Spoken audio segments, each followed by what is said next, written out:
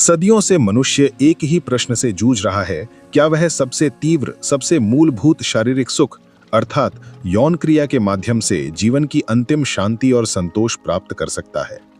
आचार्य दृढ़ता से उत्तर देते हैं, नहीं, ये ना केवल दमन या नैतिकता की बात नहीं, बल्कि चेतना के गहरे स्तर पर दी गई एक जागरूक पुकार है।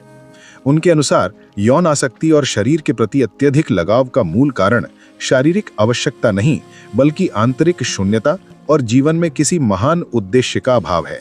ये विचार मनोविज्ञान से परे दर्शन की गहराई को छूता है। आचार्य एक उदाहरण देते हैं 2 साल के बच्चे का। बच्चा अत्यधिक ऊर्जा से भरा होता है और यदि उसे कोई सार्थक खिलौना या रचनात्मक कार्य नहीं दिया जाए तो वह अपनी ही ऊर्जा को किसी भी वस्तु पर उंडेल देगा, चाहे वह वस्तु उसका अपना शरीर ही क्यों ना हो। वह अपनी उंगलियां चूसता है, बाल खींचता है और यहाँ तक कि अपने जननांगों से भी खेलता है। ये विकृति नहीं, बल्कि ऊर्जा का अनुचित विस्थापन है। यही हाल वयस्कों का भी है। जब व्यक्ति के पास कोई महान उद्देश्य या चुनौती नहीं होती जो उसकी सीमाओं को तोड़े, तब उसकी रचनात्मक ऊर्जा भीतर ही भीतर घुटकर शरीर के निम्नतम स्तर पर प्रकट होती है, यौन क्रिया, अत्यधिक काम चिंतन या शरीर की सजावट जैसे रोगों में।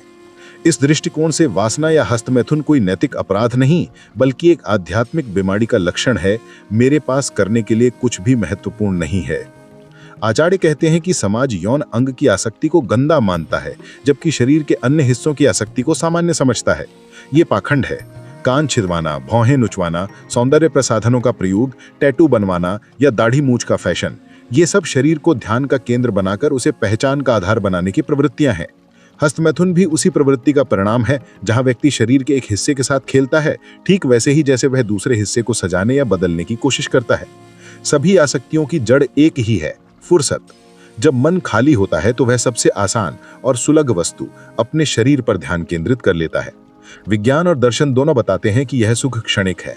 न्यूरोसाइंस के अनुसार यौन क्रिया के दौरान तनाव घटता है, डोपामीन, ऑक्सीटोसिन और एंडोर्फिन का तीव्र प्रवाह होता है, जिससे व्यक्ति को थोड़ी देर के लिए मानसिक राहत और सुख मिलता है। लेकिन यह आनंद अस्थायी है। जैसे ही डोपामीन का स्तर गिरता है, व्यक्ति फिर उसी खालीपन या उदासी में लौट आता है। यही कारण है कि यौन क्रिया के बाद उदासी या निराशा महसूस होना स्वाभाविक है। दार्शनिक दृष्टिकोण से देखें तो बौद्ध दर्शन, गीता का कर्मयोग और शोपेनहावर का दुखवाद सभी यही कहते हैं कि जो सुख बाहरी वस्तुओं या क्षणिक शारीरिक क्रियाओं पर निर्भर करता है वह अस्थायी होता है और अंततः दुख की ओर ले जाता है। आचार्य का समाधान रिप्रेशन नहीं, बल्कि ट्रांसेंडेंस है। वासना से लड़ना नहीं, बल्कि उससे ऊपर उठना। वे कहते हैं कि जब तक व्यक्ति का जीवन किसी महान उद्देश्य से नहीं जुड़ता, तब तक वासना उसे खींचती रहेगी। लेकिन जब आप अपने जीवन को किसी विराट कार्य, किसी सृजन या किसी सेवा में लगा देते हैं, तो शरीर की आसक्ति स्वतः ही ढीली पड़ जाती है। यही स्थायी शांति का मार्ग है। आधुनिक सकारात्मक मनोविज्ञान भी इसे यूडेमोनिक हैप्पीनेस कहता है, ऐसी खुशी जो अर्थ, उद्देश्य और आत्मविकास से उत्पजती है। जब व्यक्ति किसी उद्देश्य, प्रेम और योगदान से जुड़ता है तो उसकी ऊर्जा रचनात्मक दिशा में प्रवाहित होती है। प्रेम यहाँ केवल किसी व्यक्ति के प्रति नहीं, बल्कि जीवन, सत्य और परम उद्देश्य के प्रति होता है। वासना स्वार्थ पर केंद्रित है, मुझे क्या मिलेगा, जबकि प्रेम निस्वार्थ है, मैं क्या दे सकता हूँ। जब प्रेम किसी उच्च आदर्श से जुड़ता है तो वही यौन ऊर्जा रचनात्मक शक्ति में परिवर्तित हो जाती है। इस रूपांतरण से व्यक्ति की चेतना ऊंचाई पर पहुंचती है और उसके भीतर एक स्थायी शांति का उदय होता है। आचार्य कहते हैं कि सच्ची शांति निष्क्रियता में नहीं, बल्कि सक्रियता में है। जब आप किसी अर्थपूर्ण, प्रेमपूर्ण कार्य में पूरी तरह डूब जाते हैं, तब वासना कोई समस्या नहीं रहती, केवल एक संकेत बन जाती है कि आप क्षण भर अपने महान उद्देश्य से भटक गए हैं। जैसे ही आप अपनी दृष्टि फिर से उस उद्देश्य पर टिकाते हैं, वासना के बादल अपने आप छट जाते हैं और भीतर से एक अविचल शाश्वत शांति प्रकट होती है। यही है वासना पर विजय का सच्चा मार्ग, नियंत्रण नहीं, अतिक्रमण।